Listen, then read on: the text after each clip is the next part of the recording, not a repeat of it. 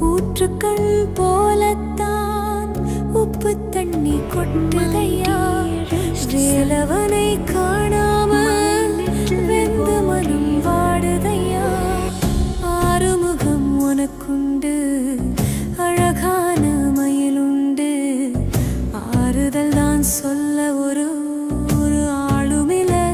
அறிவில்லாத செல்வம் கிடையாது. லட்சுமி விடலாம். செல்வம் இல்லாமல் அறம் நடப்பது கடினம். சரஸ்வதி சிவனும் மறந்தாரா. செல்வம் இல்லாமல் அறிவு பயனற்றது.